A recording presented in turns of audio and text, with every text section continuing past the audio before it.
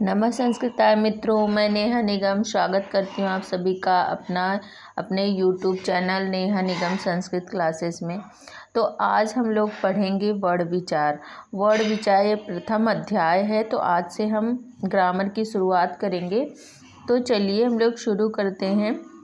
और आप लोग वीडियो में पूरा वीडियो अंत तक आप लोग बने रहिएगा, तो आपको समझ में आएगा कि क्या पढ़ाया गया क्या नहीं। और समझ में आता है तो वीडियो को लाइक शेयर और कमेंट ज़रूर कर दीजिएगा और चैनल को सब्सक्राइब भी कर लीजिएगा। चलो शुरू करते हैं। ये हमें सबसे पहले वर्ण विचार, वर्ण क्या है इसे समझना है। तो सबसे पहले हमें जानना है कि भाषा जो हम बोलते हैं, हमारे द्वारा बोला जाता है, उसकी सबसे छोटी इकाई क्या है। तो चलिए यहाँ से शुरुआत करते हैं।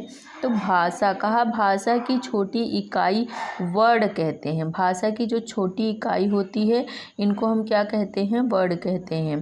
पाणिनि ने वर्णमाला में 14 सूत्रों को प्रस्तुत किया। परंपरा के अनुसार महेश्वर ने अपने नृत्य की समाप्ति पर जो 14 बार डमरू बजाया, उससे ये 14 ध्वनियाँ निकली, जिसे पाणिनि सूत्र को प्राप्त हुआ। मतलब जो पाणिनि थे, इन्हीं सूत्रों के, इन्हीं 14 ध्वनियों के आधार पर इन्होंने पूरा वर्ण को एक क्रम दे करके बताते हैं। और पूरे पाणिनि के अष्टाध्यायी की इन्होंने रचना इसी को आधार मानकर किया है। तो चलिए देखते हैं। इसमें एक श्लोक भी आता है कि नृत्यावसाने नटराज राजो ननाद ढक्काम नव पंचबारम। नृत्यावसाने नटराज राजो ननाद ढक्काम नव पंचबारम। उद्धर्तु कामः शनकादिसिद्धे ते तद्विमर्शे शिवसूत्रजालम्। शिवसूत्रजालम्। इस प्रकार से ये 14 बार डमरू बजाने से 14 बार डमरू को बजाने से 14 ध्वनियाँ निकली, जिसे क्या कहते हैं? पाणिनि सूत्र भी कहते हैं, वर्ण समाम्नाय भी कहते हैं, शिव सूत्र जाल भी कहते हैं, माहेश्वर सूत्र भी कहते हैं। तो चलिए देखते हैं, आगे बढ़ते हैं। तो ये सूत्र आ जाते हैं, तो इसको सबसे पहले इसको याद करना होगा। जब तक ये याद नहीं होगा तो वर्ण विचार, हम वर्ण के बारे में जान नहीं पाएंगे।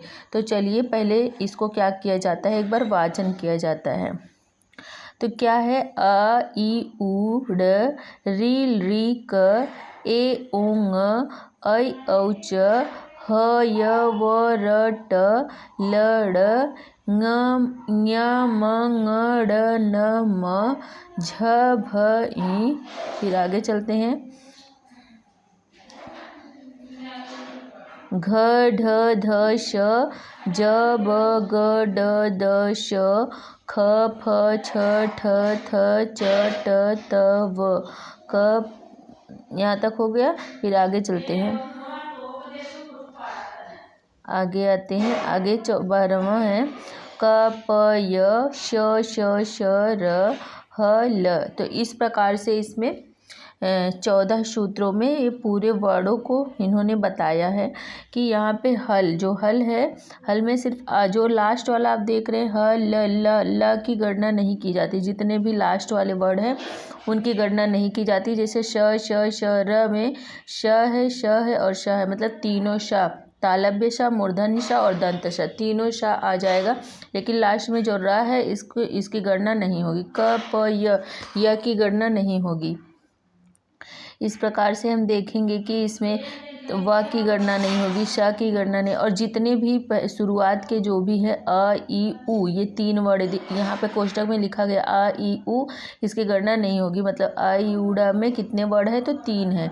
रील री क में कितने वर्ड है? तो 2 है। ए ओंग में कितने हैं? तो ए औ है, 2 वर्ड हैं। ठीक इसी प्रकार से हम इसको देखते हैं।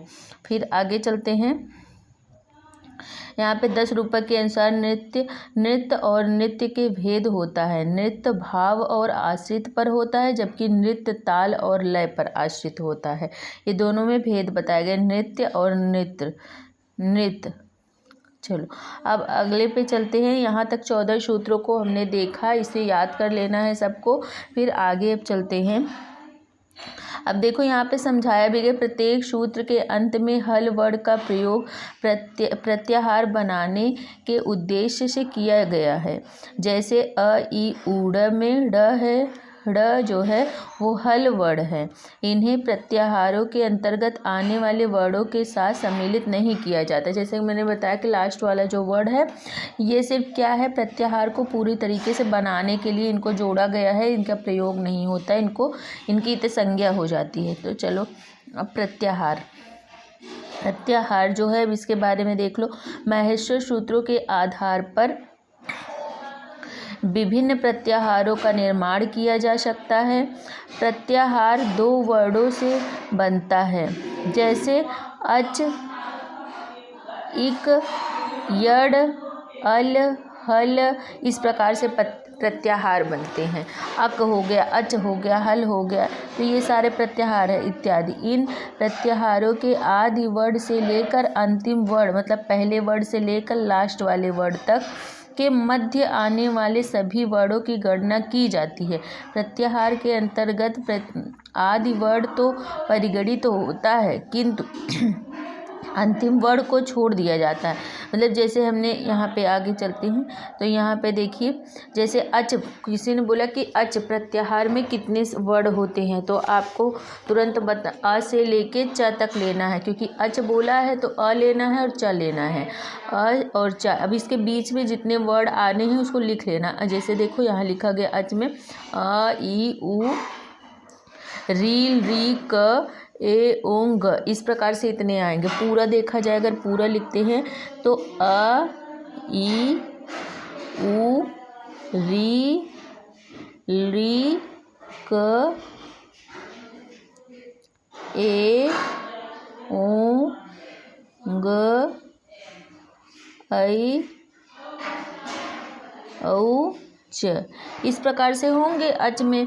तो ये पहला है, ये लास्ट है, इसके बीच में जितने वर्ड आ रहे हैं। तो पहले में अ ई उ, यहाँ पे ड़ था ना, इसको छोड़ दिया मैंने, ड़, तो ड़ को क्या करना है, कट करना है। फिर रील री क, इसको भी क्या करना है, कट करना है, गिनती में नहीं लेना है। ए ओंग, इसको भी क्या करना है, कट करना है, गिनती में नहीं लेना। ऐ औच, इसको भी क्या करना है, कट करना है। तो जितना मैंने गोला किया इनको कट करना, मतलब ये लास्ट वाले वर्ड जो हैं उनको नहीं लेना है, उनको गिनती नहीं करना है, शुरू से लेके हमें गिनती करना है। लेकिन जितने भी जैसे अ ई उ ड़, ये पहला वाला सूत्र हो गया। फिर रील री क दूसरा हो गया, ऐ औच तीसरा हो गया, ऐ औंग ये चौथा हो गया। तो बीच वाले में जो लास्ट आ रहा है उसको क्या करेंगे, उसको हम काट देंगे। तो यहाँ से अ ई उ रील री, फिर क को कटना है, ए ओ ng को कटना है, ऐ औ, ये इतने वर्ड होंगे। मतलब 1 2 3 4 5 6 7 8 9 वर्ड आपको प्राप्त हो जाएंगे। तो इस प्रकार से इसको देखना है। तो यहाँ पे लिखा भी गया है अ ई उ रील री ए ऐ ओ औ। इसका कहने का मतलब है कि अच प्रत्याहार में जितने स्वर होते हैं सारे आ जाते हैं, मतलब 9 स्वर होते हैं। तो यहाँ प्रत्याहार के आदि वर्ण में आ का परिगणन किया गया है, अंतिम वर्ण अच्चा को छोड़ दिया गया। अब यहाँ पे चा क्यों क्या करना है, छोड़ देना है वैसे भी। तो चलिए अब अगले वाले पे चलते हैं। अगले में भी ऐसे ही बताया गया है, ऐसे ही बताया गया हल जो है 5वें सूत्र का प्रथम वर्ण ह से लेकर 14वें सूत्र के अंतिम वर्ण तक होगा हल। मतलब जो 5वां सूत्र है ह य व र ट, यहीं से लेके पूरा लास्ट वाला अंतिम वर्ण का जो ल है लड़, वहाँ तक होगा।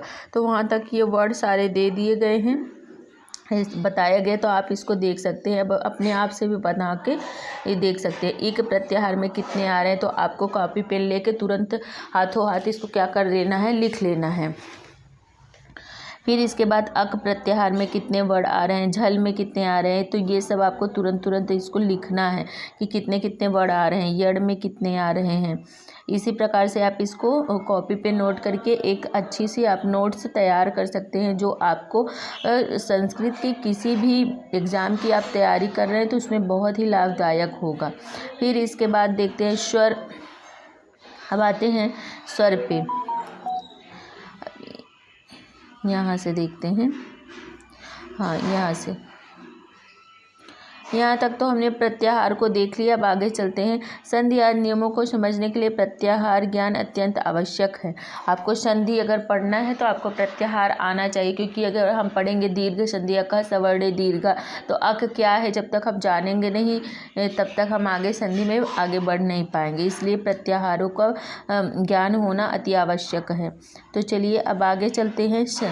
यहाँ देखो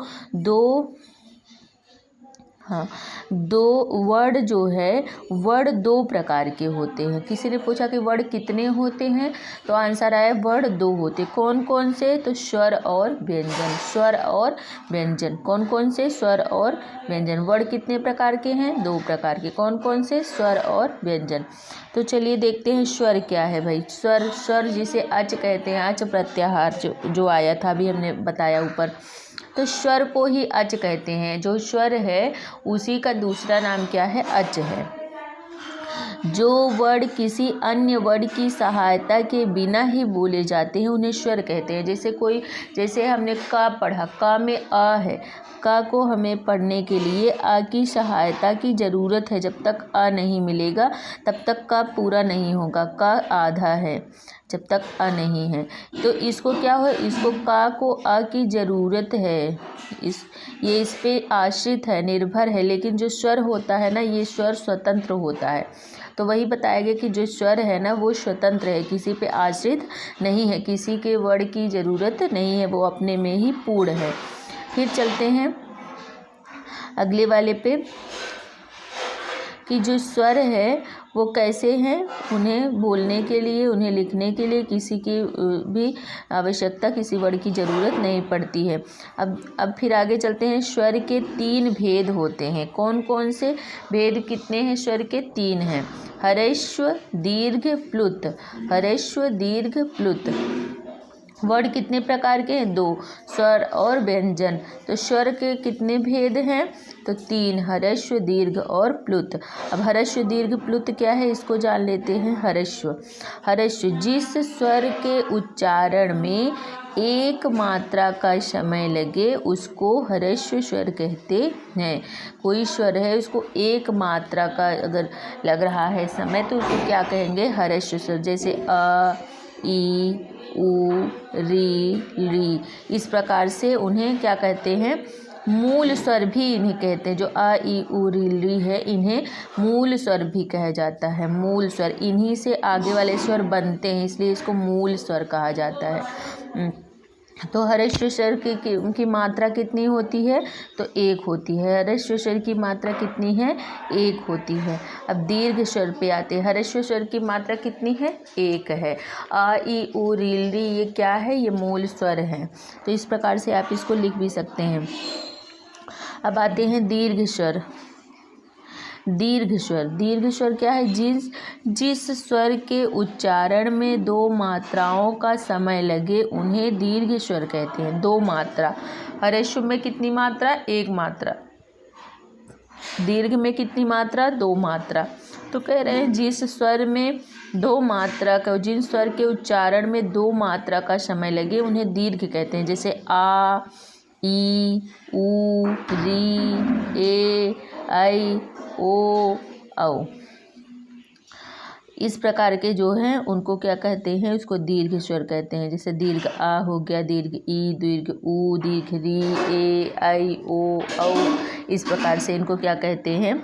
दीर्घ स्वर कहते हैं। इनके उच्चारण काल में कितना समय लगता है? 2 मात्रा का समय लगता है। इसमें से री जो है, री ध्वनि का दीर्घ रूप री केवल वेदों में प्राप्त होता है। वैसे इसका री का दीर्घ नहीं होता है। आपको वेद जब आप पढ़ेंगे तो वहाँ मिलेगा। लौकिक संस्कृत में आपको कहीं भी री का दीर्घ नहीं मिलेगा। आगे चलते हैं। अंतिम 4 वर्डों को संयुक्त वर्ण स्वर भी कहते हैं। अंतिम जो 4 वर्ड हैं इन्हीं को क्या कहते हैं? संयुक्त स्वर भी कहते हैं। जो आपने यहाँ से पढ़ा था ना कि ए, आई, ओ, औ, ये क्या है? ये संयुक्त वर्ड भी है, क्योंकि ये 2 वर्डों से मिलकर बना है। यहाँ पे देखो 2 स्वरों के मेल से बने हैं, क्योंकि ये 2 स्वर मिला है तब जाके ए, आई, ओ, औ बना है। तो चलिए देखते हैं कौन कौन से स्वर से मिलकर के बना है।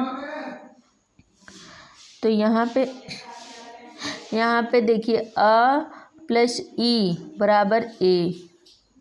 अ और ई से मिलके बना है ए। अ और ई से मिलकर क्या बन गया ए। फिर बोला कि अ और ए। अ और ए से मिलके बना ए। अ और ऊ से मिलके क्या बना ओ। फिर अ और ओ से मिलके बना औ। तो इसलिए इसे संयुक्त स्वर भी कहते हैं। आगे चलते हैं प्लुत। प्लुत स्वर किसे कहते हैं? तो जिस स्वर के उच्चारण में 3 या उससे अधिक मात्रा का समय लगे उसे प्लुत कहते हैं। जब किसी व्यक्ति को दूर से पुकारते हैं तब संबोधन पद के अंतिम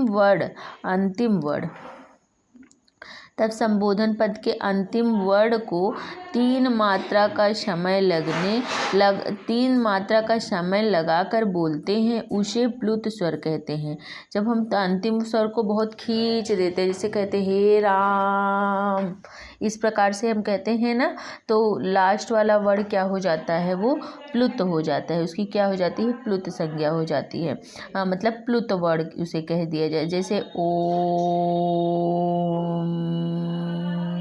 तो ये लास्ट में क्या है? ओम को हमने बहुत ज़्यादा देर तक बोला, इसलिए इसकी क्या हो गई? प्लुत हो गई। इसे प्लुत कहेंगे। इसे 3 मात्रा से या उससे भी अधिक समय लगता है। तो क्या यहाँ तक हमने क्या क्या सीखा? यहाँ पे देख लेते हैं कि जो ह्रस्व स्वर है, जो ह्रस्व स्वर है इसकी 1 मात्रा,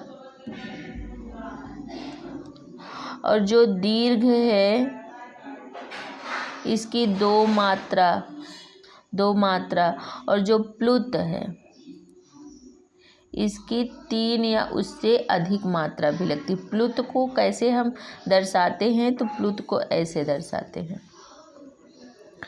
चलो, और क्या हमने सीखा कि आगे देखते हैं। यहाँ पे देख लेते हैं कि क्या हमने सीखा आगे कि वर्ण कितने हैं? तो वर्ण 2 हैं। कौन कौन से? स्वर और व्यंजन। स्वर के कितने भेद हैं? तो 3 भेद है। कौन कौन से? ह्रस्व, दीर्घ और प्लुत। यही अभी तक हमने जाना है। तो चलिए अब आगे चलते हैं। अब क्या है यहाँ पे देख लेते हैं कि सभी ह्रस्व, दीर्घ एवं प्लुत स्वर वर्ण अनुनासिक एवं निरनुनासिक भेद में द्विविध हैं। मतलब जितने भी वर्ण हैं वह जो है ह्रस्व, दीर्घ एवं प्लुत, इन स्वर वर्ण जितने हैं इन्हें 2 भागों में बांटा, अनुनासिक और निरनुनासिक। इसके 2 भेद भी और हैं। तो इसे क्या कहते हैं? एक को अनुनासिक कहेंगे, दूसरे को निरनुनासिक कहेंगे। अच्छा, अब ये अनुनासिक और निरनुनासिक क्या है तो इसे भी जान लेते हैं। जिस स्वर के उच्चारण में मुख के साथ, जो मुख है, मुख के साथ नासिका की भी सहायता ली जाती है उसे अनुनासिक कहते हैं।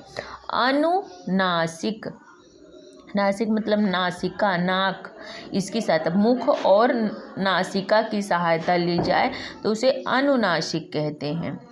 ठीक, जैसे लिखा आ के ऊपर ऐसे चंद्रबिंदी, तो आ पढ़ेंगे, ए पढ़ेंगे, ए मतलब कुछ नाक से हम बोल रहे हैं।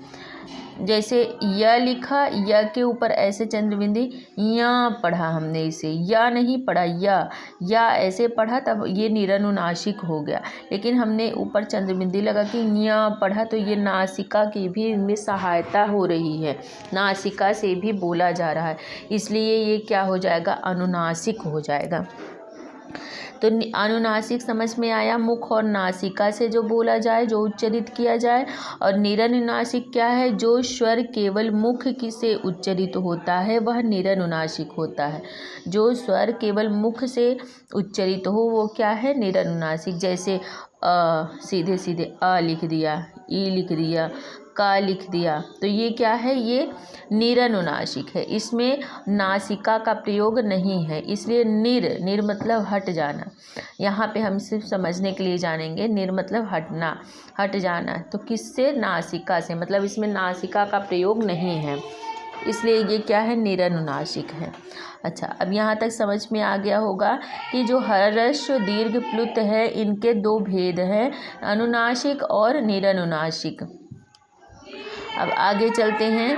अब व्यंजन, अब व्यंजन देख लेते हैं कि व्यंजन क्या है भाई। व्यंजन जिसका दूसरा नाम है हल, जिसे क्या कहते हैं, हल। चलो, जिस वर्णों का उच्चारण स्वर वर्णों की सहायता के बिना नहीं किया जा सकता उन्हें व्यंजन या हल कहते हैं। स्वर रहित व्यंजन को लिखने के लिए वर्ण के नीचे हल चिन्ह लगाते हैं। संपूर्ण व्यंजन निम्नलिखित तालिका में दर्शाया गया है। तो चलिए देख लेते हैं तालिका। तो जो व्यंजन है वह बिना स्वर की सहायता से उच्चरित नहीं किया जाता, उसे स्वर की सहायता की ज़रूरत पड़ेगी। तो व्यंजन की कितनी मात्रा होती है, हमने अभी जाना कि ह्रस्व की 1 मात्रा, दीर्घ की 2 मात्रा, प्लुत की 3 या 3 से अधिक मात्रा। तो व्यंजन की कितनी मात्रा होती है, आधी मात्रा का होता है, इसीलिए इसे स्वर की सहायता की ज़रूरत पड़ती है। जब स्वर की सहायता मिल जाती है तभी इसे पूरा पढ़ा जाता है, इसे क पढ़ा गया। जब इसमें स्वर है तब, अगर स्वर को निकाल दिया गया तो इसको हम क पढ़ेंगे, इसे क, क्योंकि ये आधा मात्रा है। अब जैसे पढ़ा जाता है कि कू चू टू तू पू, ये कू से मतलब है कि क वर्ग, चू से च वर्ग, टू से ट वर्ग, तू से त वर्ग, पू से प वर्ग। तो यहाँ पे देखते हैं क वर्ग में कितने वर्ड आते हैं, तो 5, क ख ग घ ङ, इस प्रकार से 5 वर्ग होंगे, तो इसे कहेंगे क वर्ग।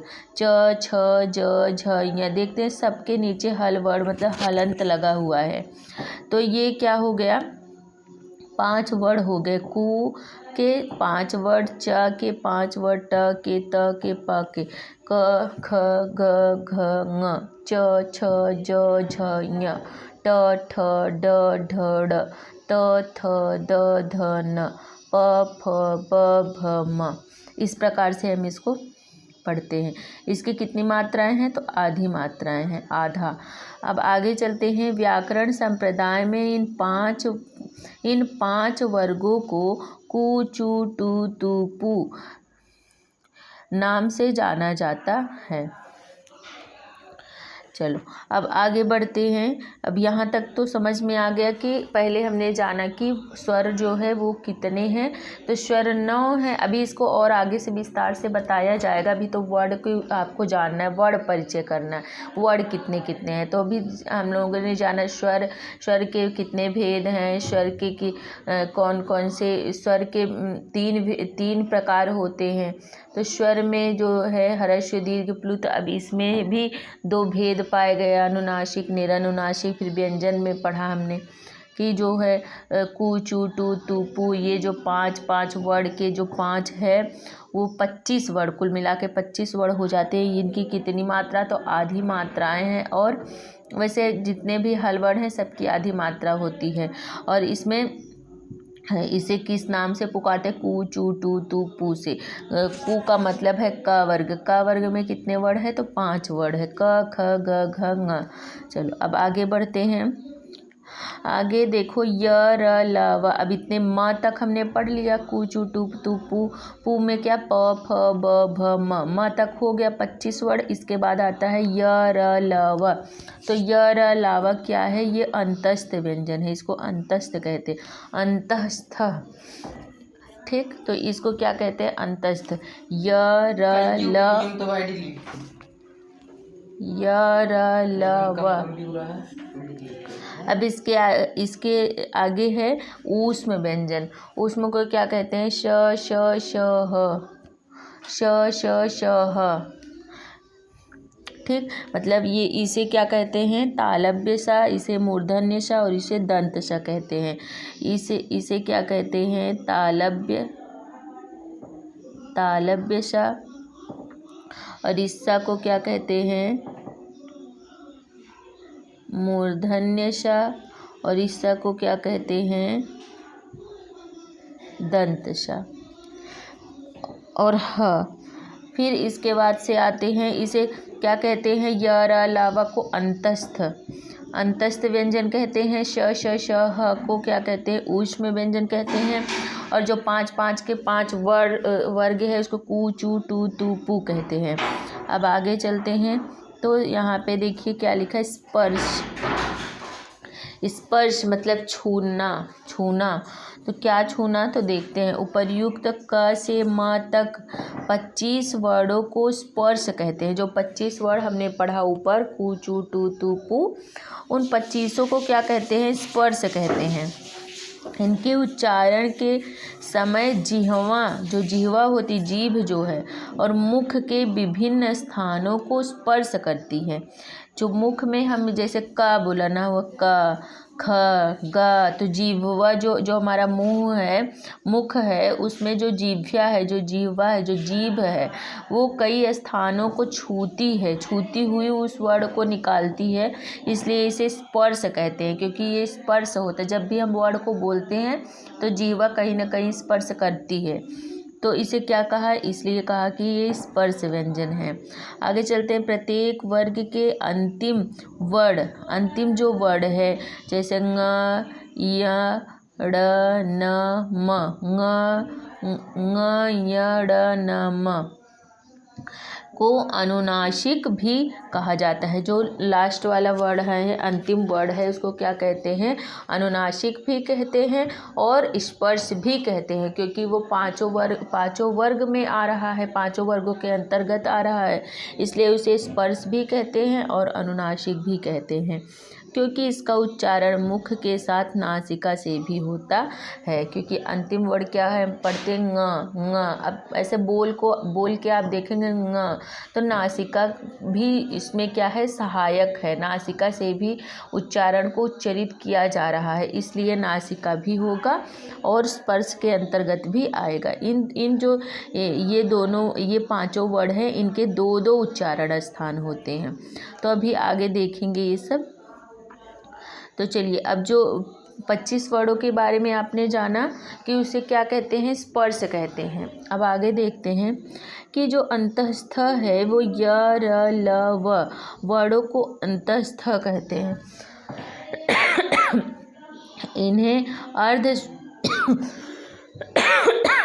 इन्हें क्या कहा जाता है, अर्ध स्वर भी कहा जाता है। जो अंतस्थ है, अंतस्थ वर्ड कितने हैं, 4 है। ऐसे प्रश्न भी पूछा जाता है कि अंतस्थ वर्डों की संख्या बताओ, तो वहाँ पे लिखा रहेगा 4, 3, 5, 6, तो आपको आंसर में 4 को टिक करना है।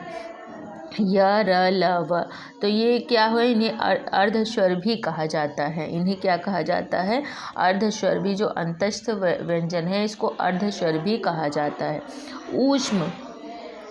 ऊष्म किसे कहते हैं, श, श, श, ह को ऊष्म कहा जाता है। ये अभी आगे भी आपने पढ़ा था। फिर अगले पे चलते हैं, अनुस्वार। अब ये अनुस्वार क्या है, तो चलिए देखते हैं। अनुस्वार, इसका उच्चारण नासिका मात्र से होता है। यह सर्वथा स्वर के बाद ही आता है। यह जो है स्वर के बाद आता है। जो अनुस्वार मतलब ऐसे जो रखते हैं बिंदी, ये अनुस्वार, इसको क्या कहते हैं, अनुस्वार कहते हैं। ये बोल रहा है कि जो इसका उच्चारण नासिका मात्र से होता है। इसका उच्चारण किससे होता है, सिर्फ नासिका से होता है। यह सर्वथा स्वर के बाद आता है। ये हमेशा जो अनुनासिक अनुस्वार वर्ड है, ये हल नहीं, अच वर्ड, अच मतलब स्वर के बाद ही ये आएगा। जैसे कहा कि अहम, अह, अब इसके बाद आया म, यही था। अब इसको जब हम अनुस्वार करना हुआ, तो ह में जो है, ह में हमने देखा कि ह है और अ है, अ है इसमें, इसलिए यहाँ पे ह के ऊपर ही ऐसे बिंदी लगेगी, ऐसे अनुस्वार लगेगा। ह, अहम, अहम ऐसे लग जाएगा। तो यही कहा कि स्वर के बाद ही ये आता है, व्यंजन में नहीं आएगा। फिर आगे चलते हैं विसर्ग। अब विसर्ग क्या है इसको भी जान लेते हैं। इसका उच्चारण किंचित ह के सदृश किया जाता है। जो विसर्ग है ना, ऐसे हम पढ़ते हैं ना कि राम ह ऐसे बोलते हैं राम ह। तो ह जो है वो हा ऐसे सुनाई पड़ता है, ऐसे मतलब कि ये हा जो है हा के समान ही इसका उच्चारण हम करते हैं। इसका प्रयोग स्वर के बाद ही होता है। इसका भी प्रयोग कहाँ होगा? स्वर के बाद ही होगा। जैसे देखो रामः देवः गुरुः श्यामः, तो इस प्रकार से इसका उच्चारण किया जाता है। ये ह के समान ही होता है। अब आते हैं संयुक्त व्यंजन। संयुक्त व्यंजन दो व्यंजनों के संयोग से बने वर्णों को संयुक्त व्यंजन कहे जाते हैं। जो दो संयुक्त व्यंजन क्या है? दो व्यंजन को मिला के जो वर्ण उत्पन्न किया जाता है, जो बनाया जाता है, उन्हीं को क्या कहते हैं? संयुक्त व्यंजन। संयुक्त नाम से ही पता चल रहा है कि मतलब ये दो लोग होंगे, दो लोगों को संयुक्त किया गया तो एक वर्ण एक व्यंजन बना। तो क्या क्या? तो क जो है, अब यहाँ तक तो हो गया, श ह तक हो गया। इसके आगे क्या वर्ण आता है? तो छ आता है। छ त्र ज्ञ यही आता है। तो इसको क्या करते हैं? इसको कैसे बनाते हैं?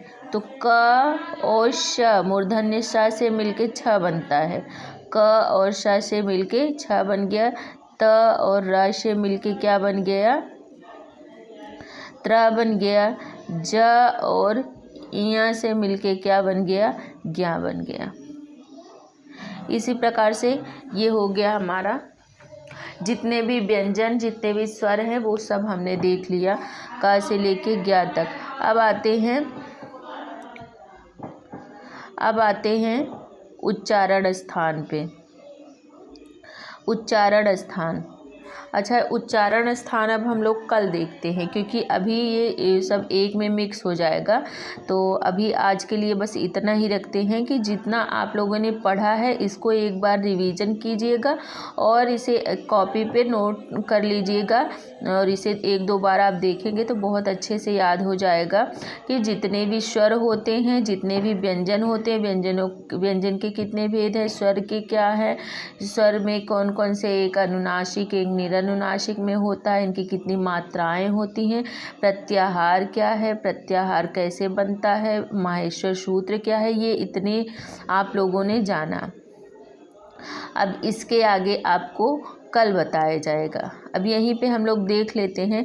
तो अ ई उ यहाँ पे देखते हैं, अ ई ऊड़ है, री लीक है, ए ओंग, ऐ औच। ये चार जो है ना, ये चार जो है, ये चार सूत्र स्वर के लिए हैं। स्वर, इनमें स्वरों की गणना हुई है, 9 स्वर बताए गए हैं। यहाँ पे देखते हैं 1 2 3 4 5 6 7 8 9, तो ये हो गया 9 स्वर हो गए।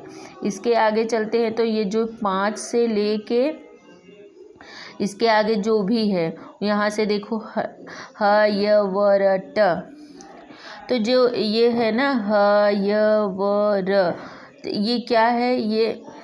ये कौन सा व्यंजन है? तो अंतस्थ है, अंतस्थ व्यंजन है। अब इसके बाद देख रहे हैं आप, ये पंचम वर्ड है, ये लास्ट वाला वर्ड है, ञ म ङ ड़ न म। फिर इसके बाद आते हैं झ भ इ घ ढ ध। इन दोनों में क्या किया गया है? इन दोनों में चौथे वर्ड को बताया गया। यहाँ पे 5वें वर्ड को बताया गया है, ये चौथे वर्ड को। ज ब ग ड द, ये तीसरे वर्ड को। अब उल्टा आपको ऐसे चलना है। यहाँ पे ख फ छ ठ थ च ट त व। अब यहाँ पे तो, और यहाँ पे आगे चलते हैं, यहाँ तक तो आप देख रहे हैं। यहाँ पे ख फ छ ठ थ, ये क्या है? ये दूसरा वर्ड है वर्गों का। और च ट त, इसके बाद आगे आते क प य, ये मतलब ये दोनों को आप मिला दे तो इसमें पहले और दूसरे वर्ड को बताया गया है। फिर श श श, ये आपका ऊष्म हो गया। ह ल, ये दोनों में क्या बताया गया है? ये ऊष्म। ऊष्म व्यंजन के बारे में बताया गया। और अभी तक आपने यही जाना कि ये कितने हैं, इसके कितने भेद हैं। तो इसको आप लोग अच्छे से समझ लिए होंगे, ये मेरा पूरा विश्वास है। और अगर आप कुछ भी नहीं समझ में आता, कहीं पे भी कोई भी डाउट है, तो आप तुरंत मुझसे कमेंट करके पूछ सकते हैं। और मेरी वीडियो आपको कैसी लगती है, आप ज़रूर कमेंट में अच्छे अच्छे कमेंट करिएगा। और मेरे वीडियो को अधिक से अधिक लोगों तक पहुंचाइए, उसे शेयर करिए, जिससे मैं आप लोग के लिए और भी अच्छी अच्छी वीडियो बना सकूं और भी मेहनत करूं। और मेरे पढ़ाने में जो कमियां हों, इसे आप ज़रूर बताइएगा। तो चलिए, आज के लिए बस इतना ही। तब तक के लिए नमः संस्कृताय।